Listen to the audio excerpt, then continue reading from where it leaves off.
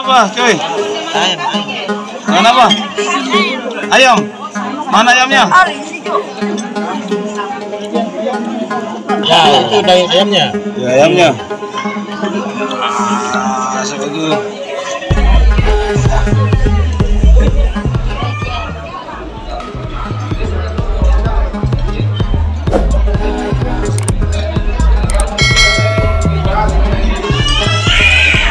Makan apa, On? Hah? Makan daging apa? Daging sapi. Sapi dari mana? Sapi dari Jakarta. Wah,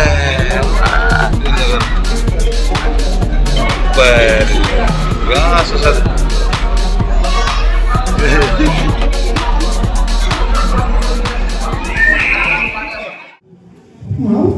Mau kamu bisa mengaku kembali? Mau kamu kupertemukan dengan orang yang punya nama yang kamu rindukan ini? Mau sekali kalau begitu.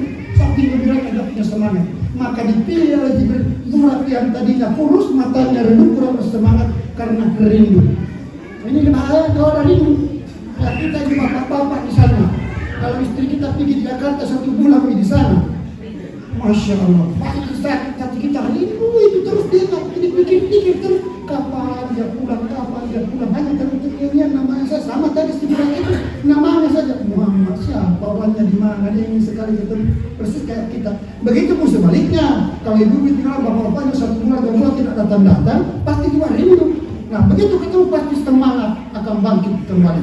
Nah itu yang terjadi sama bulat itu sehingga semangat tambah kuat, sehingga itu yang dipakai Rasulullah dari Masjidil Haram ke Masjidil Aqsa.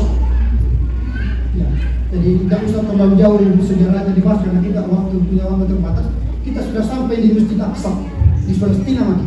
Nah, tadi kita masih di Mekah, sudah terjadi huru-hara di mana-mana untuk Muslim Muhammad mengacaukan Muhammad. Sekarang kita sudah di Palestina. Sampai di Palestina, maka pertama kali di sampai sana Muhammad disuruh oleh Jibril untuk salat sunat dulu 2 rakaat. Ini kan artinya bahwa setiap perbuatan kita lakukan berarti sebelum berangkat salat dulu, minta dulu kekuatan kepada Allah karena hanya Dia yang la haula wala quwwata illa billah. Dia hanya kuasa maha kuat. Mintalah kekuatan kepada Dia. Nah, sesudah Muhammad siap untuk naik Mi'raj, siap fisik, siap batin. Nah, diambilkan dulu 2 gelas air minum.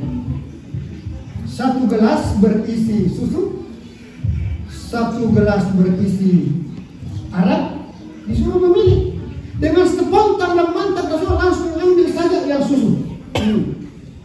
Kata Jibril, "Sadaqta ya Muhammad, engkau benar ya Muhammad.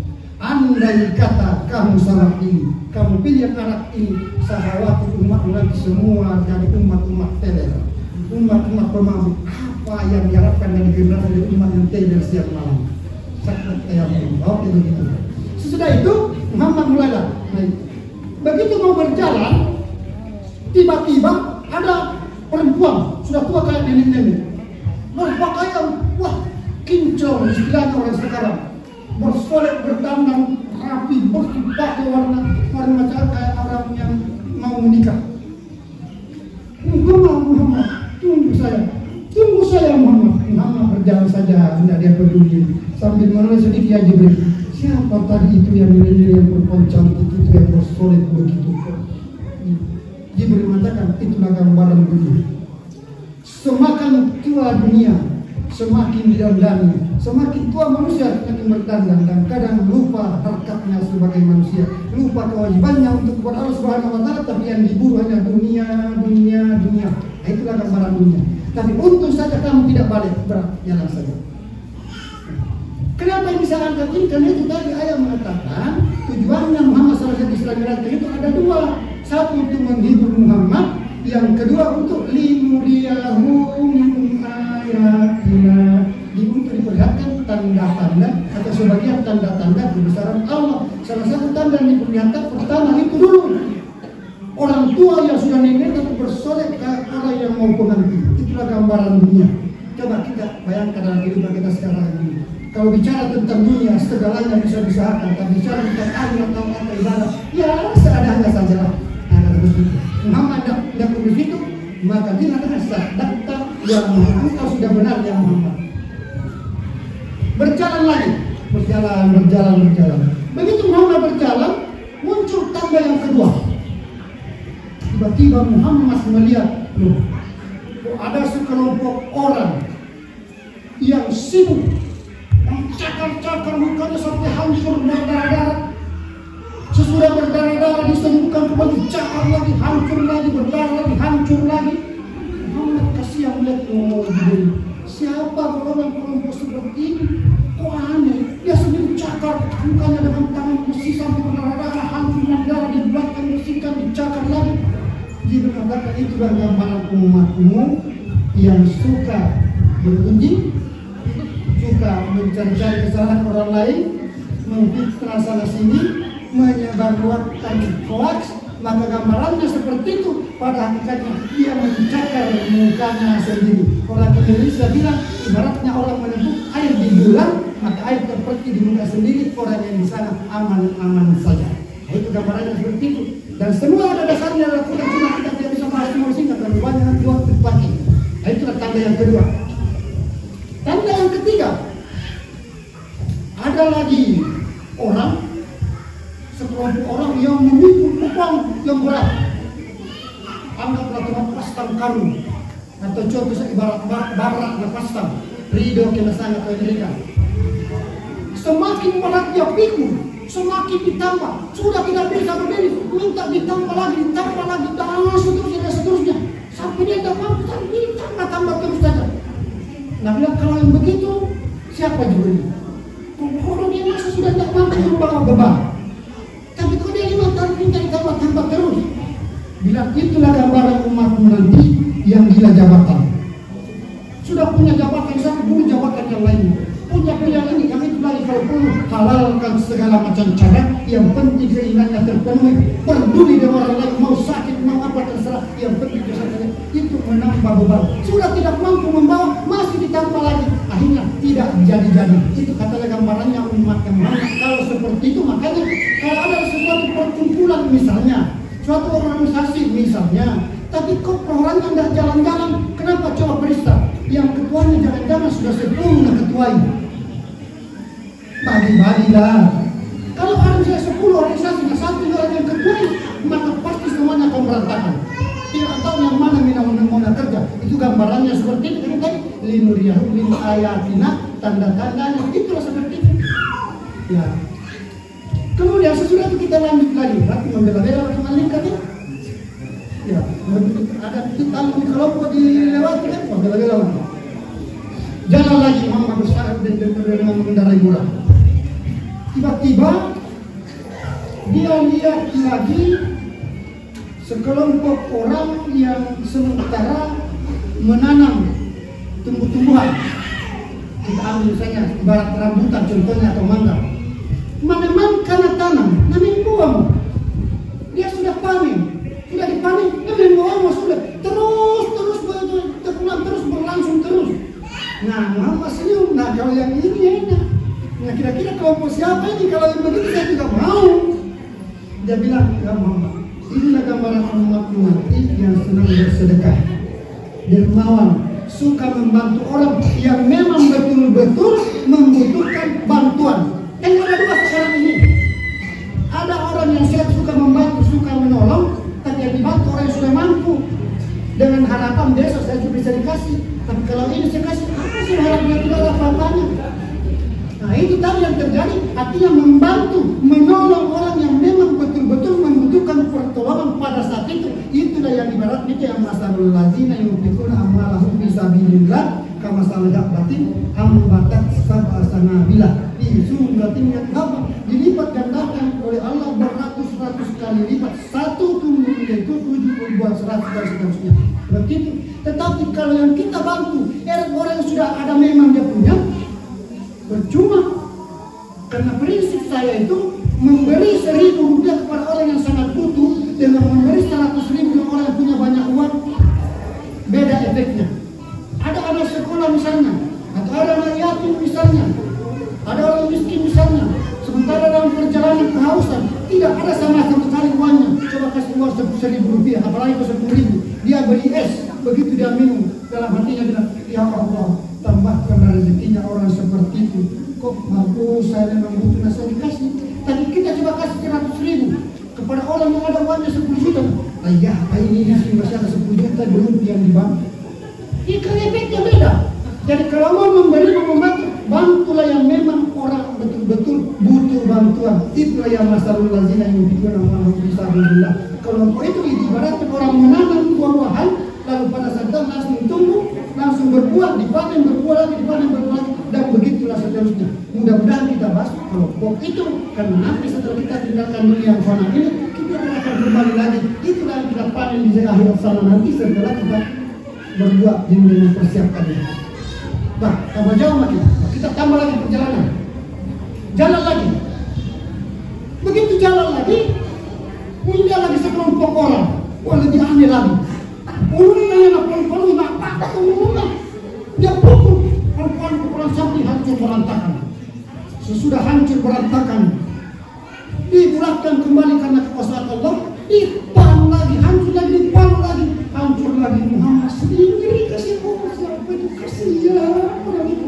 Sudah hancur berantakan, otaknya berhamburan keluar masa, disembuhkan di belakang, dipukul lagi. Siapa itu diberi bilang, mau tahu ya, mau tahu ada dek, mau ya? Mau. Jibril mengatakan, itulah orang yang suka menunda-nunda atau meninggalkan sholatnya padahal tidak ada alasan yang jelas. Orang yang tidak sholat dan tidak ada alasan yang jelas untuk menghalangi dia sholat, sengaja dia tunda seakan-akan, maka nanti dia akan pukul sendiri kepala sampai hancur berantakan. Sesudah berantakan dibelokkan kepala, dipukul lagi dan begitu seterusnya. Terutama anak-anak generasi muda yang diharapkan jika membangun bangsa Indonesia ke depan, hati-hatilah, identitas muslim itu adalah tergantung sholatnya. Wah, tambah jauh. Kita langsung saja. Nah, begitu Muhammad berbicara lagi, sudah sampai di Sidratul Muntaha. Ini sengaja saya tidak ceritakan pertemuan dengan Nabi Adam, Nabi ini karena nanti masuk asal dan tidak selesai. Sampai ke atas, sampai di Sidratul Muntaha, Jibril hanya bisa sampai di situ saja. Jibril mengatakan, Muhammad, saya tidak bisa mengantar kamu lagi karena batas alam malakut hanya sebatas ini, hanya di situ saja kemampuan saya. Yang bisa lanjut lagi naik ke mustawa, bertemu langsung dengan Allah Subhanahu wa Ta'ala, hanya kamu. Karena Allah itu adalah nur, kamu juga ada nur, sehingga kita sering istilah sebut nurani. Orang biasa bilang nur Muhammad, maka hanya nur Muhammad bisa ketemu dengan nur Allah. Maka jangan Muhammad. Begitu sampai di atas, apa yang terjadi? Semua sudah terbuka tanpa batas lagi. Mulai dari sangat azali dan semua terlihat. Muhammad terbuka di hadapan Allah Subhanahu wa Ta'ala. Langsung mengatakan tahiyat mubarakatuh salawatut thayyibatullah. Assalamualaikum warahmatullahi wabarakatuh. Muhammad menjawab assalamu alaina wa ala ibadillahi salihin. Sesudah itu Muhammad sudah dikasih kewajiban perintah salat yang menurut sering kita dengar pada pernyataan Israel itu dikasih 50 kali sehari semalam. Itu sering kita dengar semua pada pernyataan Israelnya. Sehingga katanya itu Muhammad bolak-balik dengan ke atas ke bawah lagi ketemu Nabi Musa, naik lagi turun lagi. Begitu pertama turun, bagaimana Muhammad saudaraku? Sudah, saya sudah dikasih perintah salat untuk 50 kali sehari semalam. Bilang, wah kalau begitu pulang lagi ketemu Allah. Berat. Umatku saja yang besar-besar, kuat, punya mobil ini tidak mampu laksanakan 50 kali sehari semalam. Naik lagi minta keringanan, naik lagi turun lagi. Hanya terakhir dikasih keringanan. Kalau begitu 5 kali sehari semalam dengan tidak mengurangi pahala tetap sama dengan 50 tadi. Tapi yang 5 saja itu masih memberatkan kita rasanya. Kalau iman ini tidak berfungsi, kalau hati ini tidak terbuka, 5 saja berat. Kenapa? Karena bayangan dunia selalu menghantui kita. Dakopa, menantipi. Apalagi kayak kami di dalam rapat itu bahwa saya selalu biasa memberontak. sudah azan berkumandang, tapi pimpinan kadang-kadang tidak mungkin ditinggalkan. Kita musalah kita tinggalkan, melanggar kita tertib. Ya untuk saja itu Allah Maha Pengasih dan Maha Penyayang, yang penting siapa menalan banget. Ya kan itu yang perhatian di musuh. Tapi kalau yang sudah seperti itu sudah lain, sudah di luar tanggung jawab kita serahkan kepada Allah. Yang penting kita jangan tinggalkan salat dengan sengaja tanpa ada unsur yang jelas. Sebab kalau ada unsur yang jelas, Allah juga masih punya sifat Rahman dan Rahim, pengasih dan penyayang. Saya tahu hamba-hamba itu kasihan dalam perjalanan atau susah. Ya kalau begitu jamak bami, yang keempat jadikan bami 2. Ringan lagi. Oh saya lihat hamba-hamba berharap saya sholat itu karena sakit-sakit tidak bisa berdiri. Duduk maka kamu sholat tidak bisa berdiri. Dan yang dulu, oh kesepian dulu tidak bisa tuh tidak bisa bangun. Baring-baring maka kamu sholat. Yang baring-baring sholat tidak bisa topi lagi hati malu. Kalau itu hati juga tidak bisa sabar pun kamu bisa membayari. Begitu. Sholat itu begitu. Jadi semuanya ada. Nah, tergantung niat kita teruskan. Jadi kekuatan iman ini harus dibangkitkan. Bagaimana membangkitkan iman dalam hati kita? Tentu dengan zikrullah. Zikrullah, banyak-banyak mengingat Allah. Dan mengingat Allah itu bukan hanya mulut. Allahu Akbar, Subhanallah, itu hanya kalimat tasbih. Jadi bedakan antara tasbih dengan zikir. Kalau zikrullah kan masuk dalam ngantong di sini. Saya ambilkan contoh ini, mohon maaf Bapak Ibu, adik-adik sekalian. Kalau ada orang mau ke pasar, tidak perlu diucapkan mau ke pasar. Sudah jalan saja, karena sudah ada di sini. Begitulah gambarannya kira-kira kalau zikrullah. Jadi begitu kita melihat sesuatu yang indah-indah, tidak usah mau oh indahnya itu di sana, tapi muncul dari sini. Muncul langsung. Coba kita praktek sekarang masyarakat. Itulah muncul. Kenapa? Karena Allah itu selalu bersama kita. Innallaha ma'ana. Di ayat lain dikatakan, afi anfusikum afala taqilun. Apa yang ada dalam diri? Apakah kamu tidak berakal? Berpikirlah.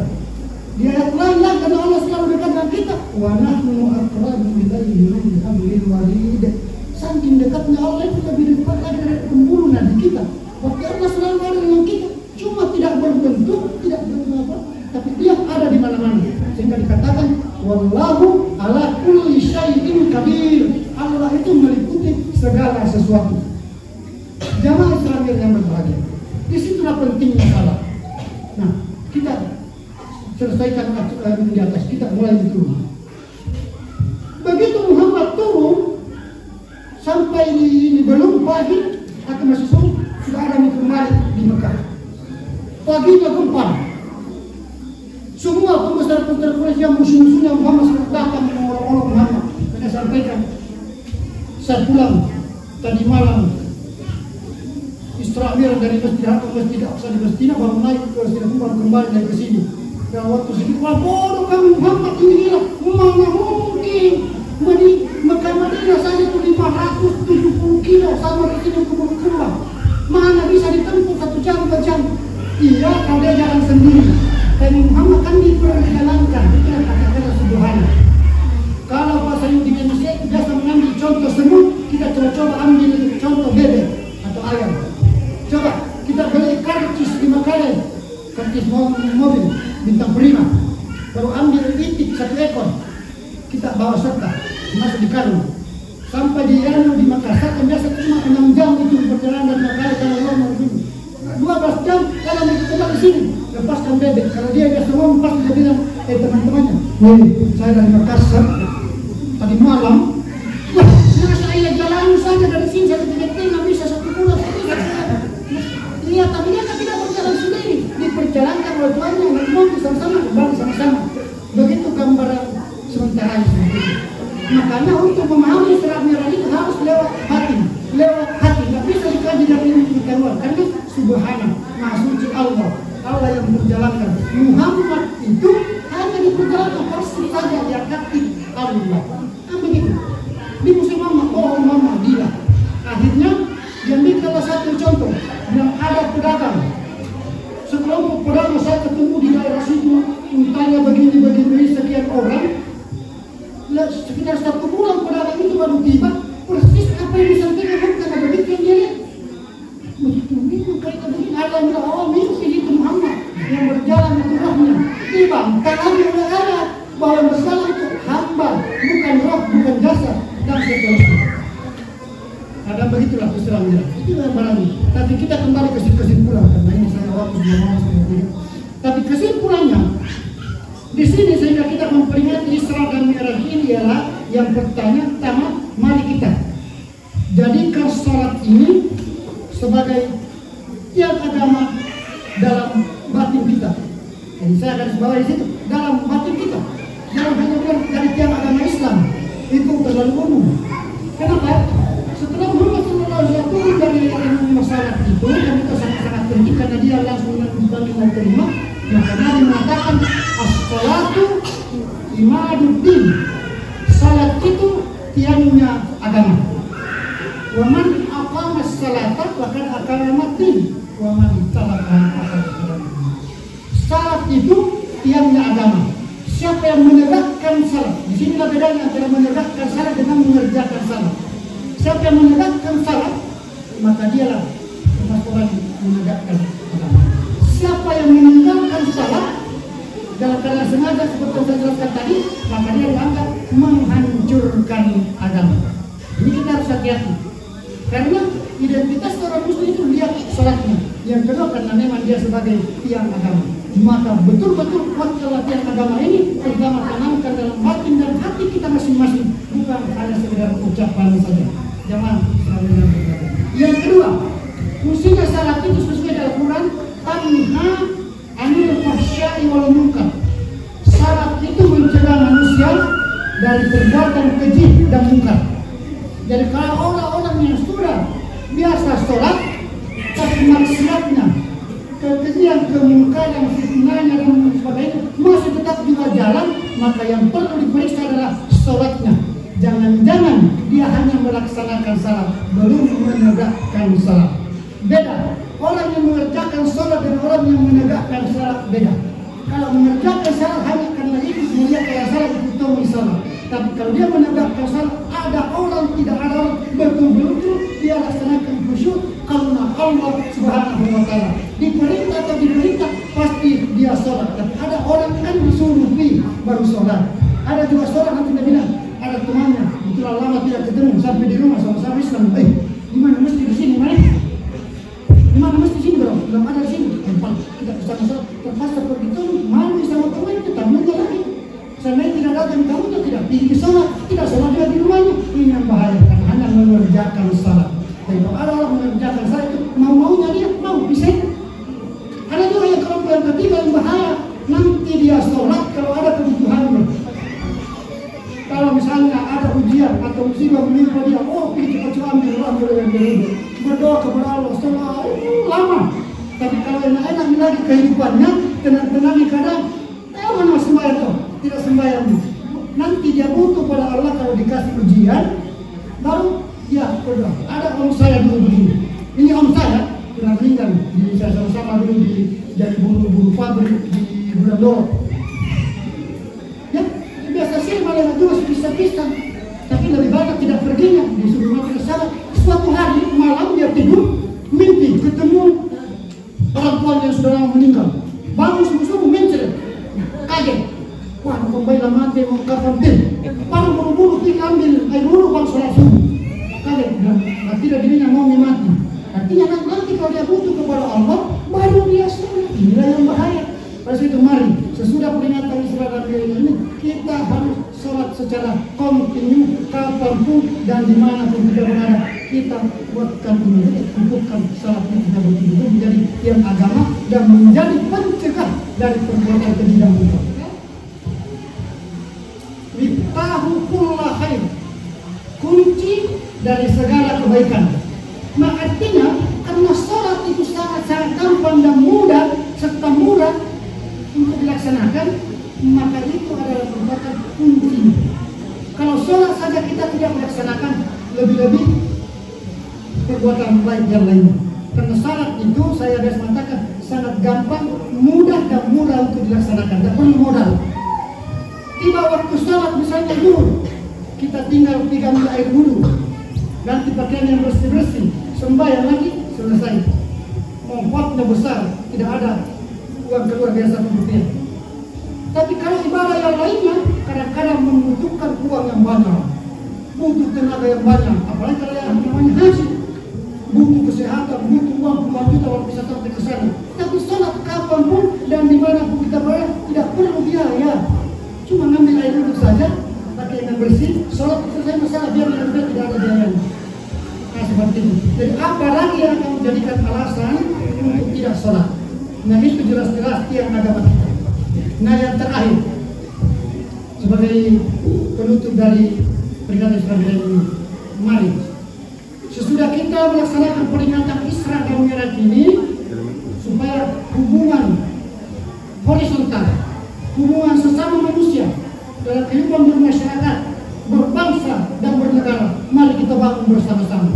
Tanamkan dalam hati kita bahwa kita ini adalah orang bersaudara. Kita semua adalah sama-sama Allah Subhanahu wa Ta'ala. Harus saling membantu, harus saling menopang. Tidak boleh satu sama lain saling menyakiti, karena kita adalah saudara. Orang-orang beriman itu semuanya bersaudara. Diikat oleh tali akidah dan merasa innamal mu'minuna ikhwah. Sesungguhnya orang-orang mukmin bersaudara. Karena kita ini bersaudara, mari saling membantu, mari saling mengayomi, mari saling menolong, jangan saling menyakiti. Semoga rahmat dan ridha Allah senantiasa turun kepada kita, khususnya di tanah Toraja ini, lebih khusus lagi di Gunung Kalando ini. Kita selalu mengharapkan itu, karena kita tidak bisa berbuat apa-apa tanpa pertolongan dan ridha dari Allah Subhanahu wa Ta'ala. Saya kira itu materi singkat yang bisa saya sampaikan, yang sesuai dengan kapasitas keilmuan saya. Mudah-mudahan bapak-bapak dan ibu tidak ada yang puas dengan ceramah ini. Sepertinya kalau ada acara lepas dia sudah lihat saya ceramah, sudah dengar dulu, itu yang tidak boleh terjadi. Semakin sering kita ketemu, maka semakin kokoh persaudaraan kita, semakin kuat kita. Kita harus menyatukan itu dengan tali akidah. Bapak Ibu hadirin yang saya, mudah-mudahan kehadiran kita di sini tidak sia-sia lagi. Kita sama-sama mendapatkan rahmat dari Allah Subhanahu wa Ta'ala. Semoga itu kita peroleh. Wassalamualaikum warahmatullahi wabarakatuh.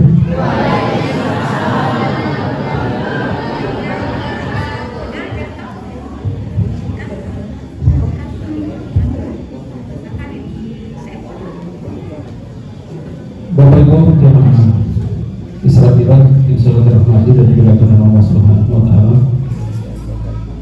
Demikianlah telah kita dengarkan bersama ceramah tentang Isra dan Mi'raj yang disampaikan oleh Ustaz, dengan harapan bahwa mudah-mudahan ada hikmah yang bisa kita petik dari apa yang disampaikan oleh beliau, utamanya tentang perintah Allah Subhanahu wa Ta'ala kepada Nabi kita Muhammad SAW untuk melaksanakan salat 5 kali dalam sehari semalam. Dan itu merupakan sesuatu hal yang sangat penting di dalam agama kita, sampai-sampai Rasulullah SAW menjemput perintah salat ini sampai di Sidratul Muntaha. Ya, saking pentingnya amal salat ini, Bapak Ibu dan sekalian. Kemudian yang kedua, bahwa sesuai tema ini ada di bawahnya set Palestina dan set Isra Mi'raj ya. Ini adalah merupakan jalur Nabi kita Muhammad SAW, salah satu Masjidil Aqsa di Palestina yang merupakan salah satu jalur yang dilalui oleh Nabi kita melaksanakan Isra dan Mi'raj. Mudah-mudahan dengan Isra dan Mi'raj juga ini kita bisa peduli dengan salah satu tempat yang mulia, yakni Masjidil Aqsa. Kemudian kita juga peduli dengan orang-orang atau saudara-saudara kita di sana yang sampai saat ini masih berada di bawah tekanan Yahudi, laknatullah. Saya kira seperti itu. Kami ucapkan banyak terima kasih atas hujannya, atas ceramah yang disampaikan oleh Ustaz. Selanjutnya sepatah kata dari pengurus masjid sekaligus juga sebagai yang mewakili keluarga yang melaksanakan pengajian pada sore hari. Kami persilakan.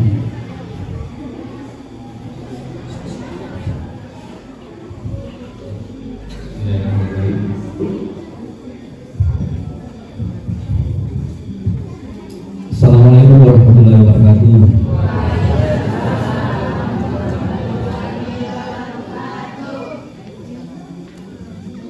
Yang saya hormati Bapak Kepala Seksi Bimas Islam Kementerian Agama Kabupaten Tangerang Raya, yang saya hormati Bapak Kepala Sekolah Madrasah Sarawiyah dan adik-adiknya serta staf pengajar yang alhamdulillah sudah menyempatkan diri hadir. Terima kasih banyak Pak. Yang saya hormati para penduduk Kecamatan Sengala yang alhamdulillah sudah hadir tempat ini. Yang saya hormati para mubalik Ustaz, alhamdulillah terima kasih Pak Ustaz sudah bersempat hadir. Yang saya hormati saudara-saudara saya pengurus majelis taklim di seluruh Tanah Toraja yang sempat hadir pada hari ini. Tadi dari Tonton ada penyampaian bahwa besok juga mereka Isra Mi'raj, jadi kemudian saudara-saudara kita di Tanah bertepatan ini hari juga Isra Mi'rajnya, jadi tabrakan. Terima kasih atas hadirannya. Alhamdulillah wa syukurillah wala haula wala quwwata illa billah. A'lamu anna Allaha ala kulli syai'in qadir wa anna Allaha ahata bi kulli syai'in ilman.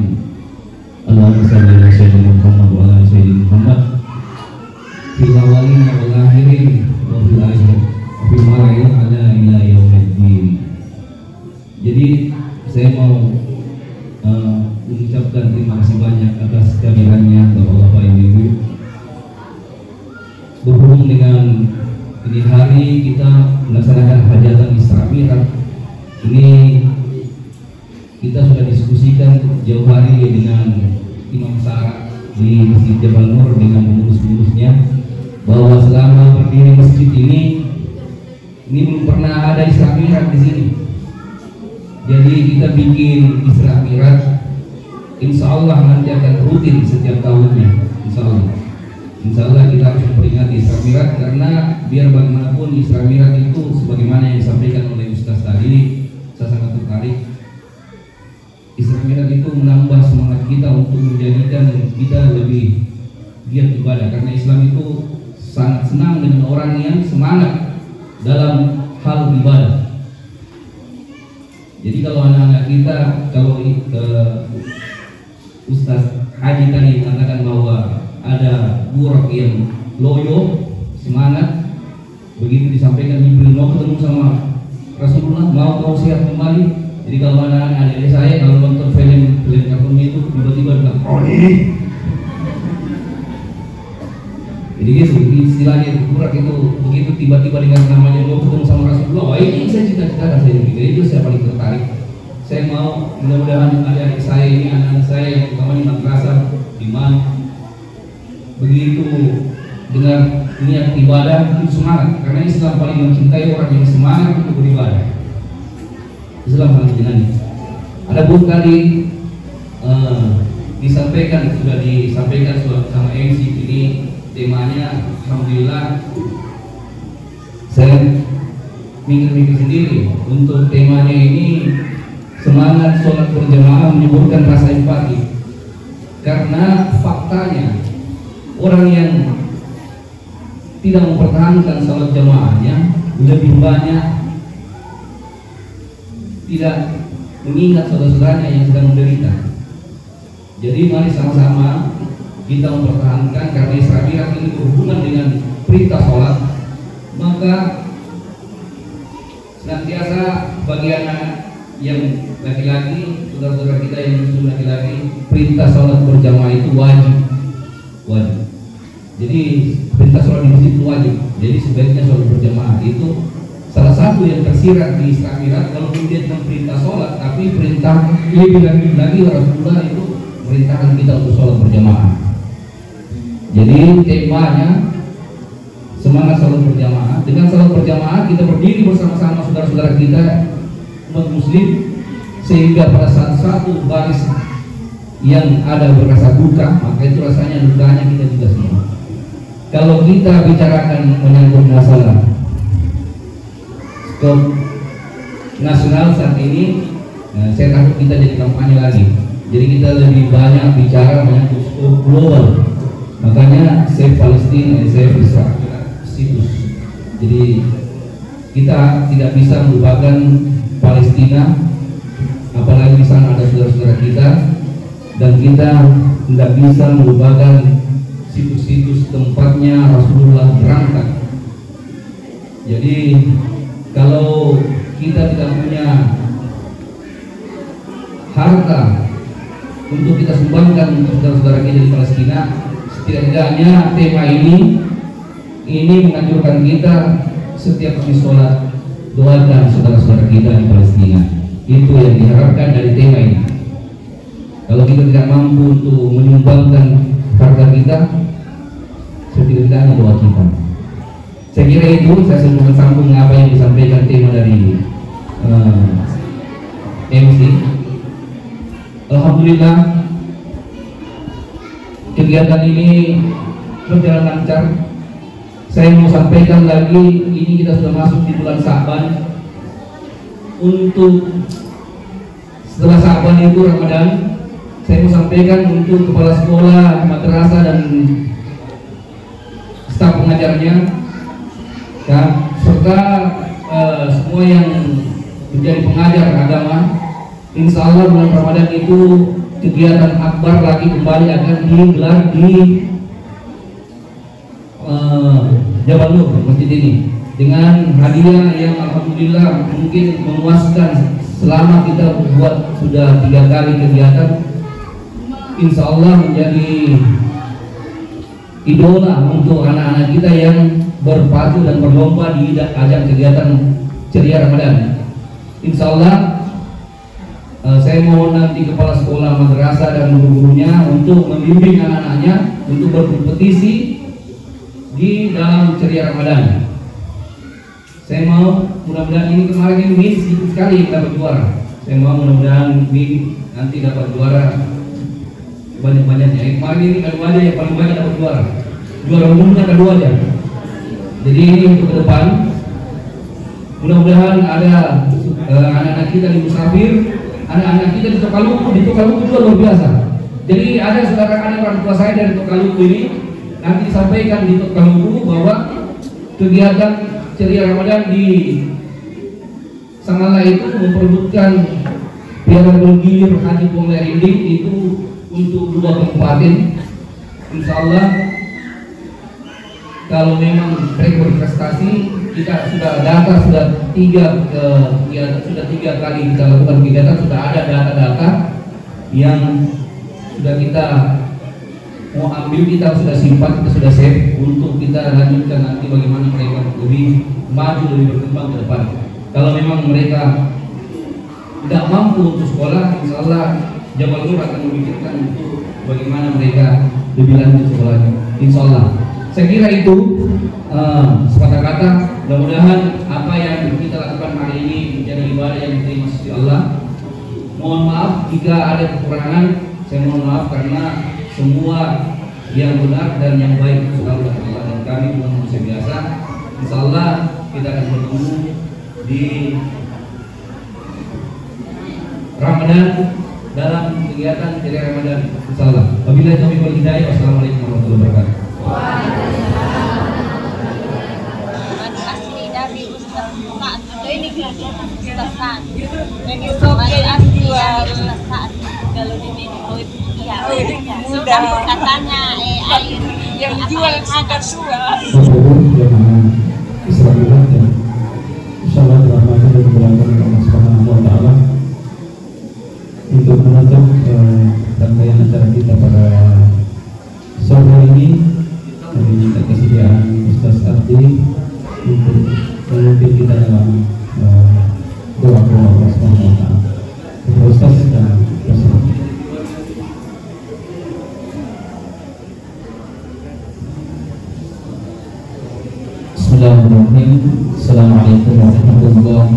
wabarakatuh.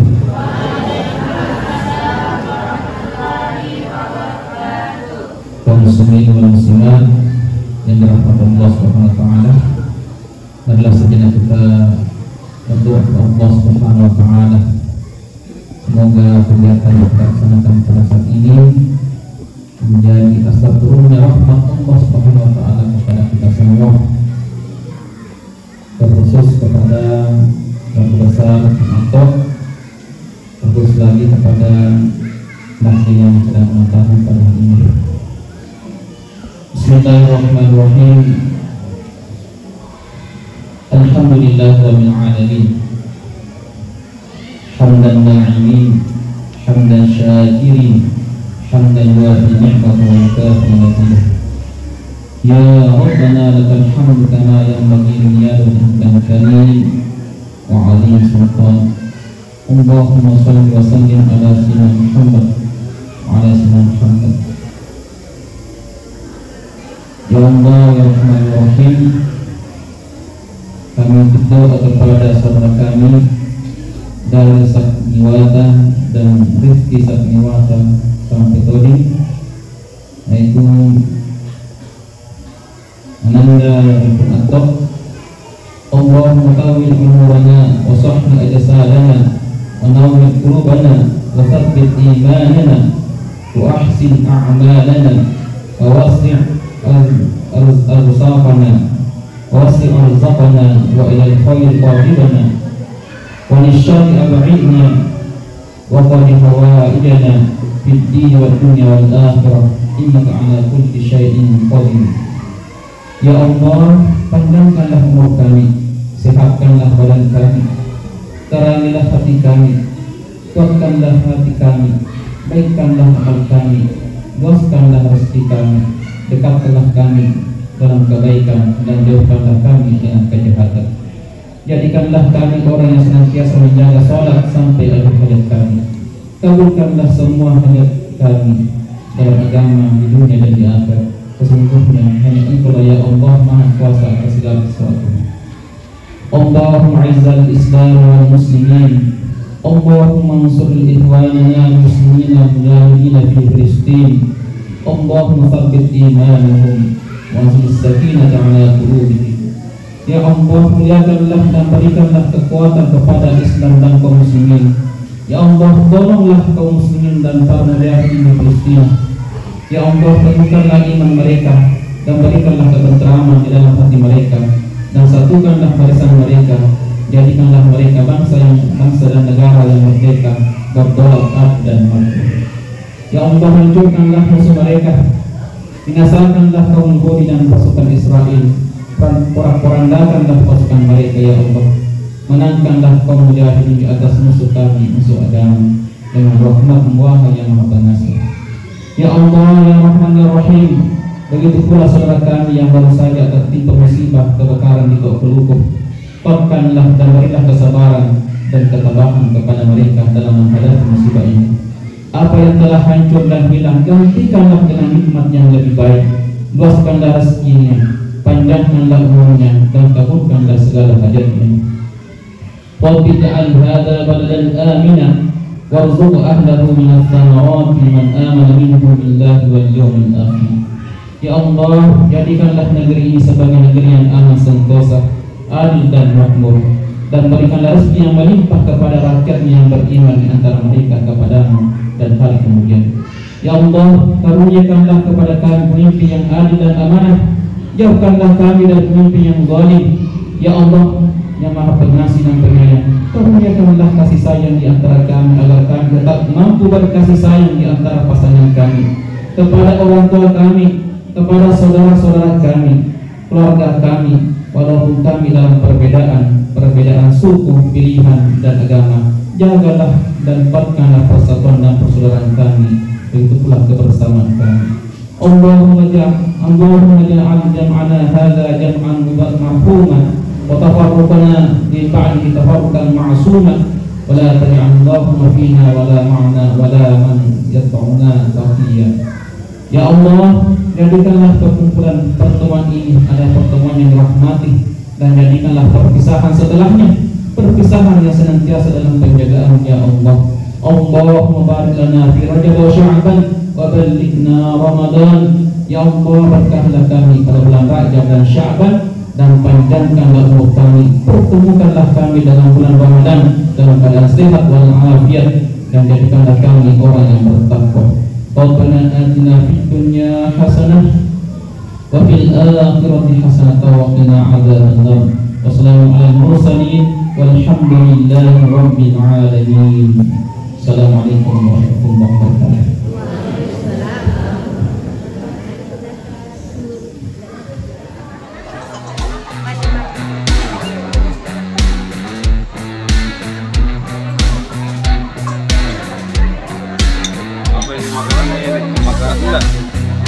Berendang. Apa ini? Daging apa? Rawon.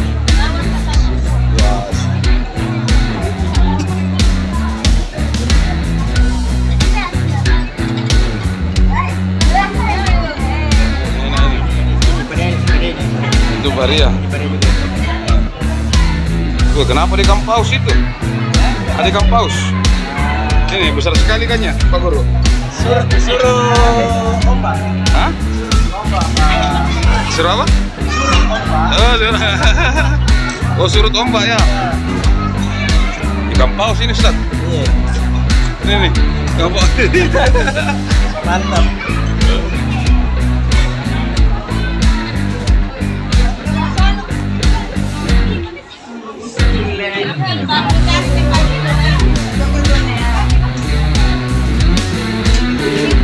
Ya, makan yang banyak biar jadi presiden nanti.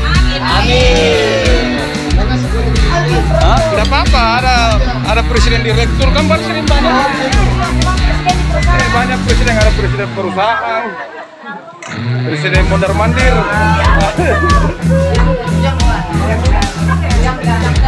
Apa lauknya itu, Jess? Apa lauknya ini? Daging apa ini? Daging ayam. Daging ayam. Yang ini daging apa? Masa daging ayam? Sapi. Oh, daging sapi. Wah, ini yang direktur ini siapa namanya? Dek? Hah? Imam. Milo?